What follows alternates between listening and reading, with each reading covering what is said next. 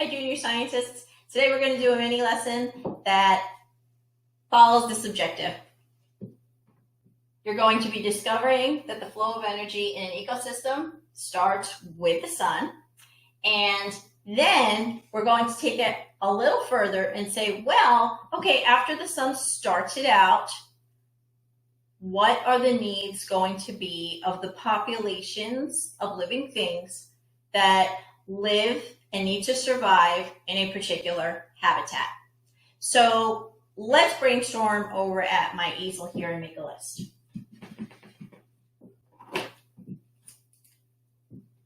So after you've got the initial sun shining down and providing heat and light to the earth, we have the energy pyramid trophic levels begin. And what do I mean by that?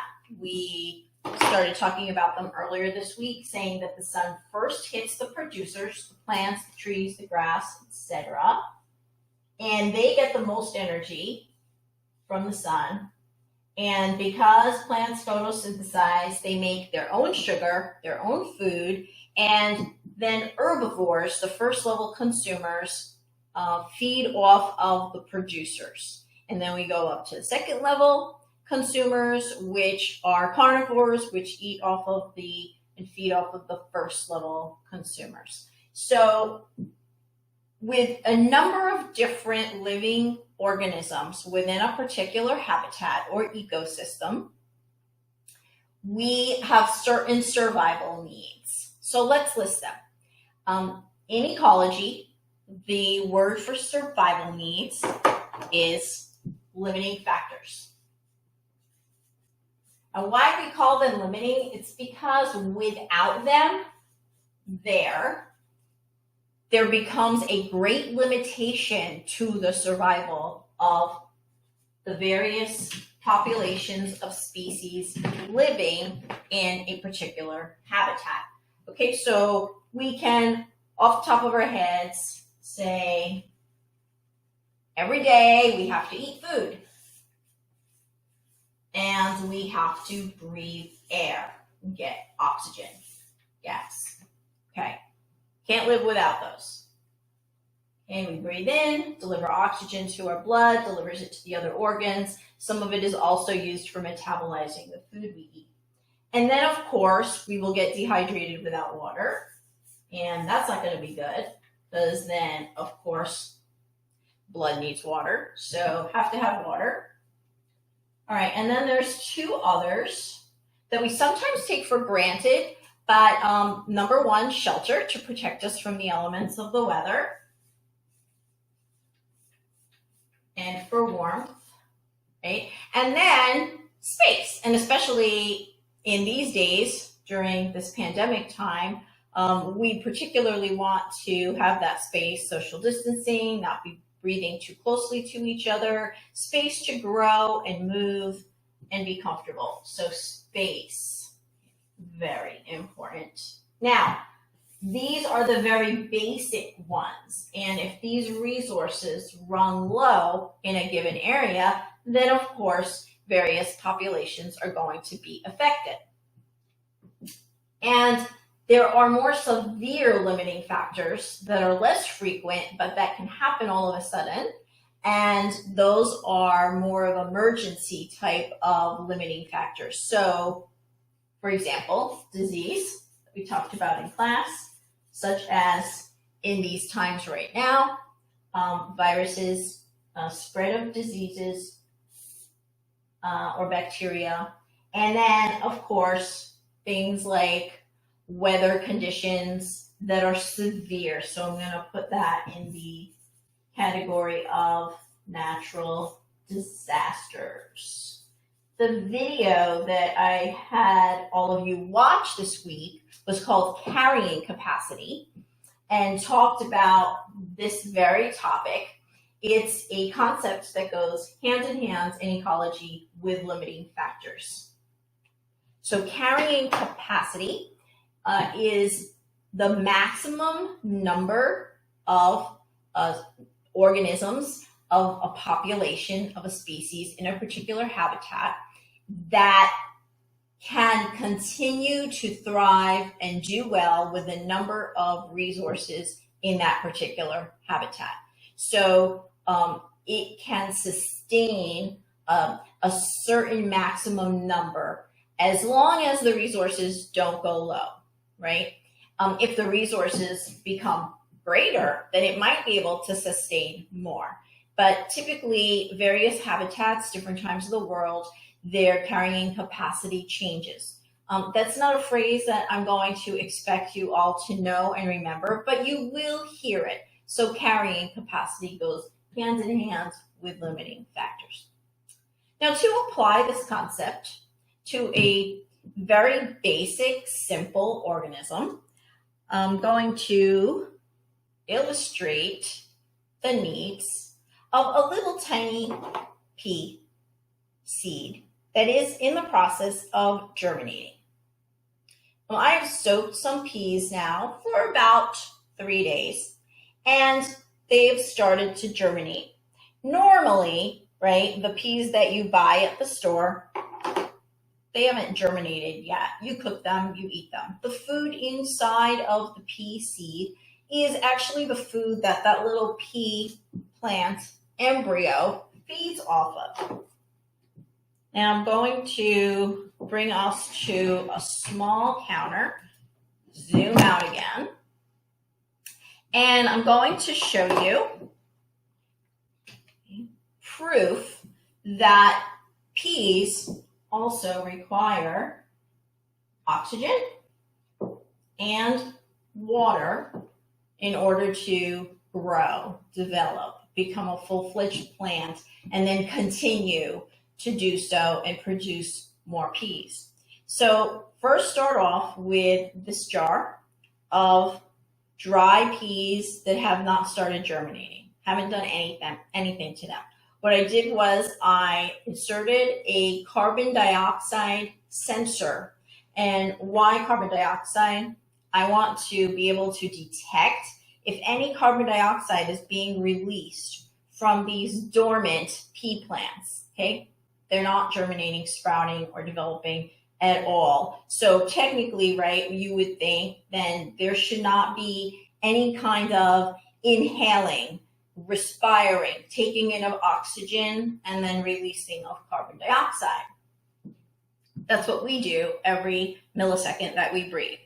So, okay, this sensor goes along with a device. Right? It's connected to this device that reads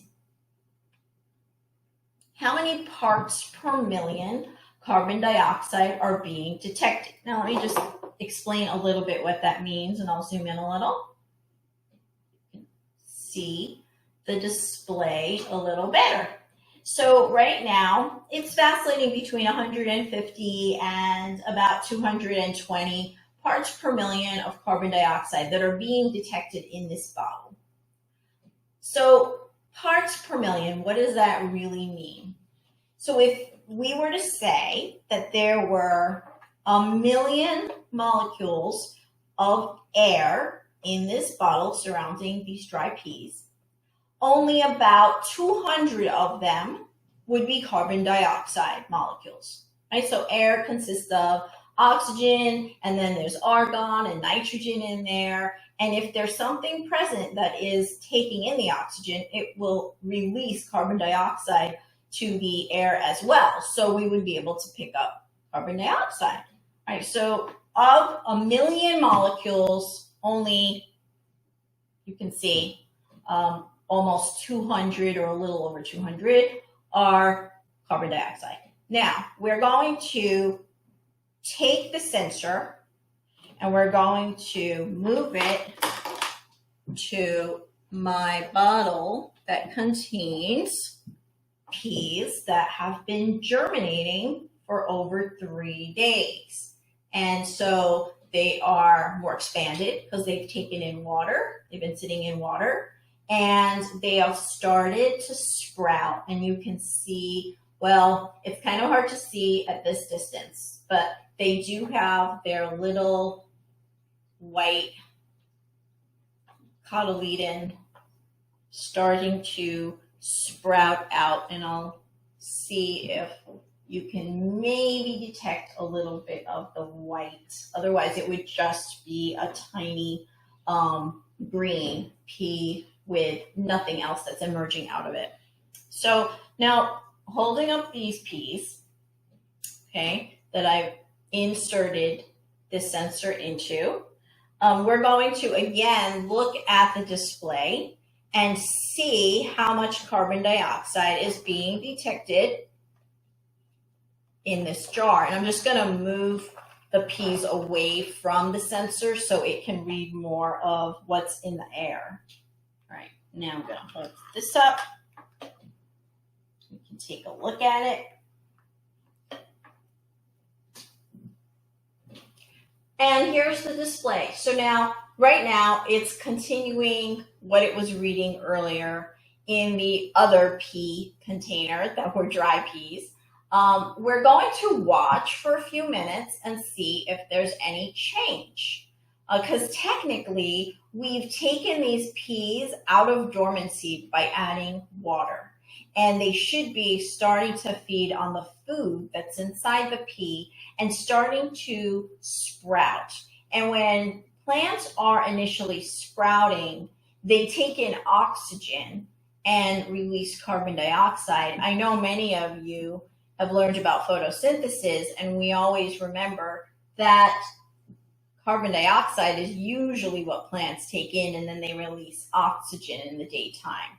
But as sprouting seeds, they are actually taking in oxygen like we are. So seeing that this has just increased over a period of the last few minutes while I've been talking, from about 200 parts per million to 6,700 and more parts per million, shows that there is a great deal more of carbon dioxide being detected now among these germinating peas than there was for the ones that were not germinating and still dry, and it's still rising, as you can see. All right, so we're about to reach, we're getting close to 7,500 now. Okay, so what I just did was a quantitative piece of evidence that I performed to show you that these germinating peas are actually, in reality, inhaling oxygen and releasing carbon dioxide. And getting close to 8,000 now. Why is this related to my topic? Well, again, if you revisit my bullet points here, we have limiting factors, and one of them is oxygen, and another is food, and the other is water.